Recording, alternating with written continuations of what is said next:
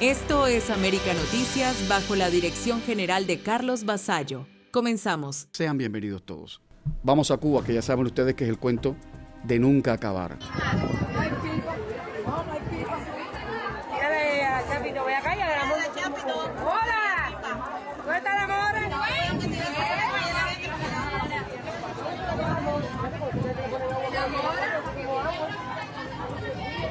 Nos están matando, están acabando con nosotros. El régimen pide resistencia y los cubanos dicen estas cosas porque están hartos de estar hartos. Esto es lo que se oye en las calles y es lo que recoge la prensa extranjera hoy. Estoy en el límite, estoy hecho triza. Esto es un campo de concentración, esto es agonizar por día. Nos están llenando de parásitos, nadie nos está oyendo en el mundo. La verdad es que en Cuba en estos momentos casi resulta imposible garantizar las necesidades básicas, las más insoslayables, las más simples, como comer y bañarse. Para que tengan una idea, en el oriente del país los apagones superan las 30 horas. Solo hay electricidad en las zonas donde funciona el gobierno y viven los militares de alto rango. En Baracoa Oriente, en el extremo de la isla, ponen la luz 2 horas cada 24 horas.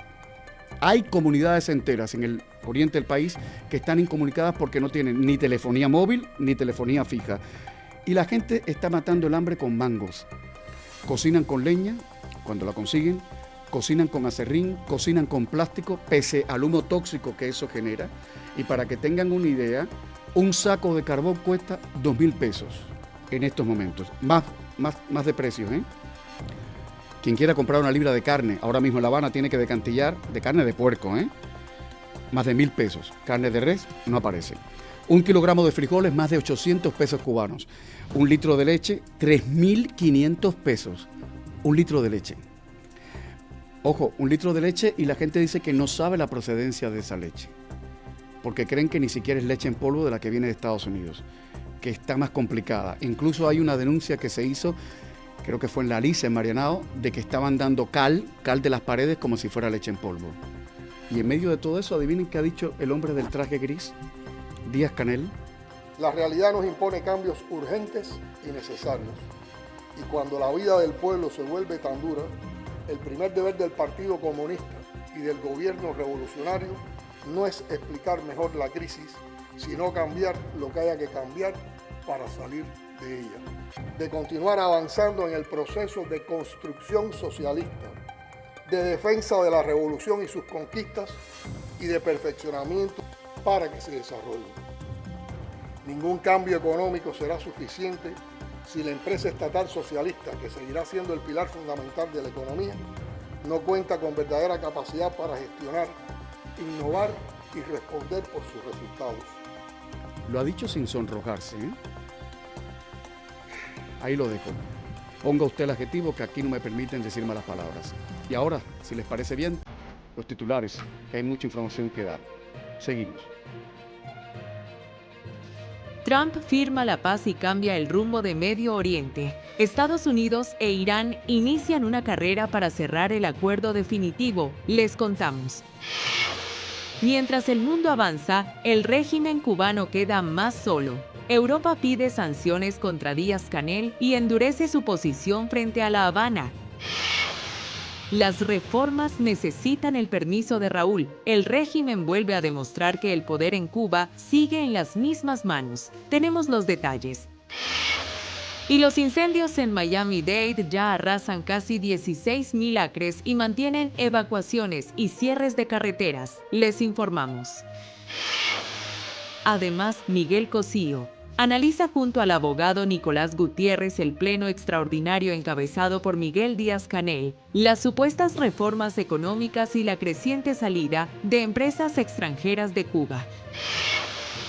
Camilo Egaña conversa con la abogada de inmigración Isadora Velázquez sobre el cierre del centro de detención Alligator Alcatraz y el traslado de cientos de inmigrantes a otras instalaciones federales en Estados Unidos. Información confiable y al momento. Aquí en América Noticias.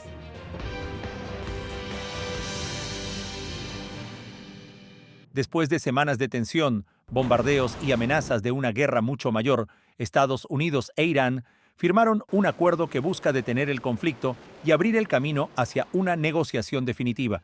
El documento fue firmado por el presidente Donald Trump y por el presidente iraní Masoud Pezeshkian, al finalizar la cumbre del Grupo de los Siete en Francia. El compromiso establece un plazo de 60 días para negociar un acuerdo permanente entre ambos países. Como parte del pacto, Estados Unidos levantó las restricciones sobre varios puertos iraníes y permitirá que Irán vuelva a exportar petróleo mediante exenciones específicas. Además, el acuerdo contempla la reapertura del estratégico estrecho de Hormuz, por donde pasa cerca de una quinta parte del petróleo que se comercia en el mundo. Trump aseguró que también envió una copia del acuerdo a Israel. El objetivo es extender el alto al fuego a todos los frentes, incluido Líbano, donde todavía se registraban ataques en las últimas horas.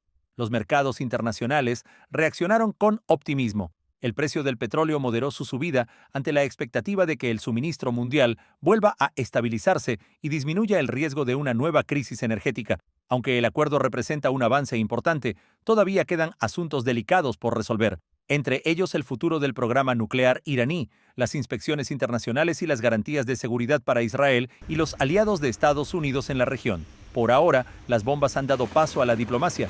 Los próximos 60 días serán decisivos para saber si este acuerdo se convierte en una paz duradera o si Medio Oriente vuelve a quedar al borde de una nueva guerra, informó Camilo Lavastilla para América Noticias. El aislamiento del régimen cubano acaba de sumar un nuevo capítulo. El Parlamento Europeo aprobó una resolución en la que pide sanciones contra Miguel Díaz-Canel y otros altos funcionarios cubanos por las violaciones de derechos humanos cometidas en la isla. Además, reclama revisar el acuerdo de diálogo político y cooperación entre la Unión Europea y Cuba, al considerar que el régimen no ha cumplido los compromisos asumidos en materia de libertades fundamentales. Para La Habana, el mensaje llega desde un frente que durante años fue uno de sus principales espacios de respaldo internacional, y eso cambia el panorama. La presión ya no llega desde un solo frente. Estados Unidos endurece las sanciones contra dirigentes del régimen y empresas vinculadas a sus intereses económicos. El Parlamento Europeo pide medidas contra Díaz-Canel. Poco a poco, el margen diplomático del régimen comienza a estrecharse, como no ocurría desde hace muchos años.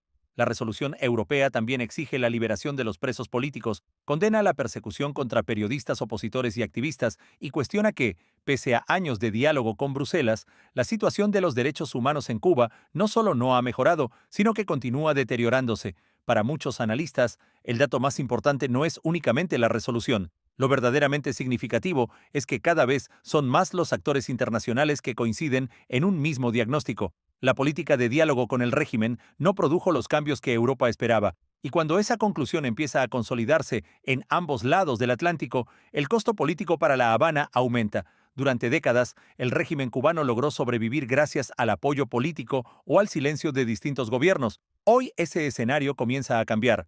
Washington aprieta, Bruselas endurece el discurso, y mientras el círculo diplomático se hace cada vez más pequeño, Díaz-Canel enfrenta un desafío que ya no es solamente económico o interno: evitar que Cuba termine completamente aislada de las principales democracias occidentales, informó Camilo Lavastilla para América Noticias.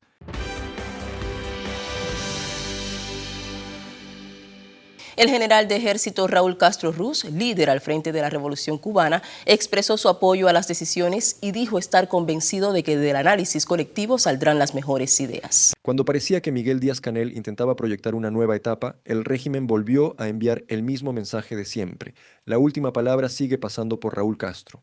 A través de una videoconferencia, el exgobernante de 95 años apareció para dar su respaldo a un paquete de más de 20 reformas económicas aprobadas durante un pleno extraordinario del Partido Comunista. La propaganda oficial presentó su aprobación como una luz verde en un momento que calificó de trascendental para el país. El detalle no pasó inadvertido.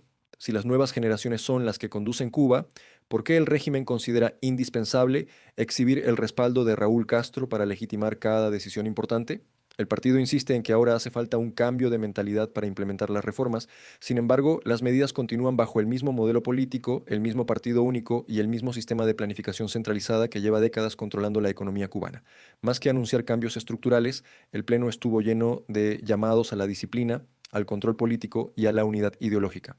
El mensaje fue que las transformaciones deberán hacerse sin modificar la estructura de poder del Partido Comunista. Para muchos analistas, el verdadero mensaje no es económico, sino político.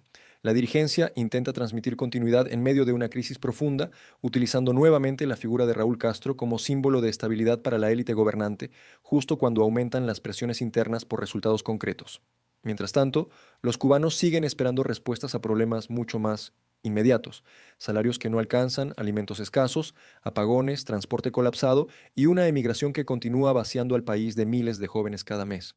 Después de décadas de anuncios, planes y actualizaciones, el régimen vuelve a prometer transformaciones, pero esta vez hay una diferencia. La confianza de muchos cubanos ya no depende de los discursos, sino de los resultados. Y esos resultados siguen sin aparecer, informó José Pérez para América Noticias.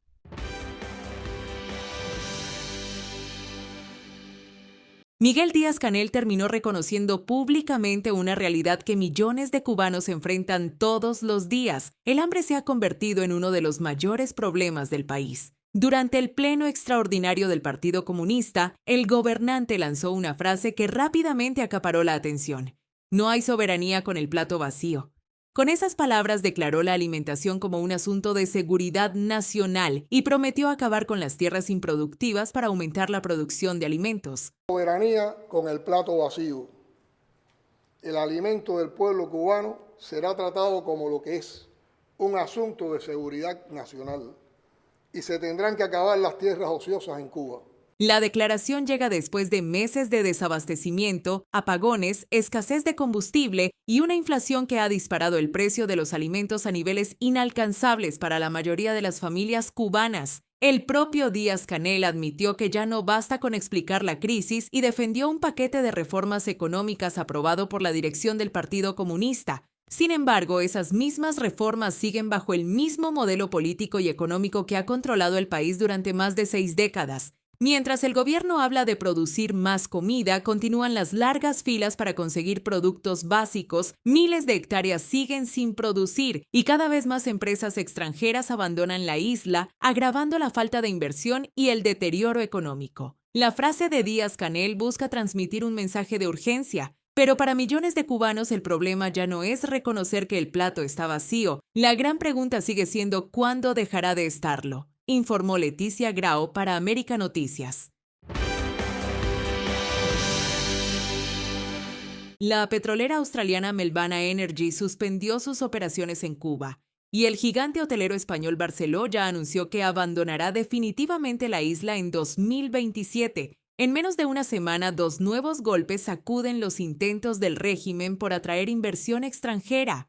Melbana, que aspiraba a producir y exportar petróleo cubano, decidió frenar sus planes después del endurecimiento de las sanciones de Estados Unidos contra QPET, la empresa estatal que controla el sector energético. La compañía reconoció que ahora analiza con especialistas el impacto de las nuevas medidas antes de decidir si puede continuar operando en la isla. Al mismo tiempo, Barceló confirmó que no renovará los contratos de los 2 hoteles que todavía administra en Varadero. Aunque asegura que no mantiene vínculos con Gaesa, la empresa reconoce que el desplome del turismo, el deterioro de las condiciones operativas y el creciente riesgo de las sanciones estadounidenses hacen cada vez más difícil justificar su permanencia en Cuba. Lo importante es que ya no se trata únicamente de una crisis económica dentro de la isla. El problema empieza a trasladarse a las empresas extranjeras. Permanecer en Cuba significa hoy enfrentar un mercado turístico en caída libre, dificultades para cobrar, problemas de abastecimiento y además el riesgo de quedar atrapadas por las nuevas restricciones impuestas desde Washington. La señal es clara. Los inversionistas ya no solo preguntan cuánto pueden ganar en Cuba, ahora también calculan cuánto pueden perder si permanecen allí. Y cuando ese análisis cambia, las decisiones empresariales también cambian. Mientras tanto, la economía cubana sigue perdiendo oxígeno, menos turismo significa menos divisas, menos inversión implica menos empleo y menos actividad económica. Y con una producción de combustible insuficiente y apagones constantes, el margen de maniobra del régimen continúa reduciéndose. Lo que comienza a verse no es simplemente la salida de 2 empresas, es un cambio de tendencia. Cada multinacional que decide marcharse envía una advertencia al resto del mercado. El negocio en Cuba dejó de medirse por las oportunidades y empezó a medirse por los riesgos. Para América Noticias, informó Leticia Grau. Los incendios forestales en el oeste de Miami-Dade continúan fuera de control y las autoridades mantienen un amplio operativo para evitar que las llamas sigan avanzando. El incendio principal, conocido como Quarry 2, ya ha consumido cerca de 16,000 acres y alcanza un 50% de contención. Muy cerca de allí, un segundo incendio llamado Well ha quemado alrededor de 500 acres y apenas está contenido en un 25%. Más de 40 unidades del Cuerpo de Bomberos de Miami-Dade, junto con el Servicio Forestal de Florida y otras agencias estatales y federales, permanecen desplegadas con camiones cisterna, equipos especializados y apoyo aéreo. Incluso helicópteros del Ejército de Estados Unidos han participado en las labores para lanzar agua sobre las zonas más críticas. Las autoridades confirmaron que el incendio fue provocado por el impacto de un rayo durante una tormenta eléctrica. Sin embargo, las altas temperaturas, la vegetación seca y los cambios constantes del viento han favorecido una rápida propagación de las llamas. Alrededor de 200 personas tuvieron que ser evacuadas de la comunidad de casas móviles Jones Fish Camp mientras continúan los cierres parciales de la avenida Chrome y podrían producirse nuevos desvíos dependiendo de cómo evolucione el incendio. Pero el mayor problema ya no es solo el fuego. El humo se está desplazando hacia diferentes sectores del condado y ha deteriorado la calidad del aire en gran parte del sur de Florida. Las autoridades recomiendan permanecer en interiores cuando sea posible, mantener puertas y ventanas cerradas, utilizar el aire acondicionado en modo de recirculación y limitar las actividades al aire libre, especialmente en niños, adultos mayores y personas con enfermedades respiratorias. Florida atraviesa una temporada especialmente complicada de incendios forestales. Las lluvias han sido insuficientes para controlar los focos y los expertos advierten que cualquier nuevo episodio de tormentas eléctricas podría generar más incendios por la caída de rayos, mientras los equipos de emergencia permanecen en máxima alerta. Por ahora no se han reportado viviendas destruidas por las llamas, pero la emergencia sigue abierta. Las autoridades advierten que la situación puede cambiar rápidamente y piden a los residentes mantenerse informados, evitar las zonas afectadas y seguir todas las instrucciones de los equipos de emergencia mientras continúa la batalla para contener uno de los incendios forestales más grandes registrados este año en el sur de Florida, informó José Pérez para América Noticias.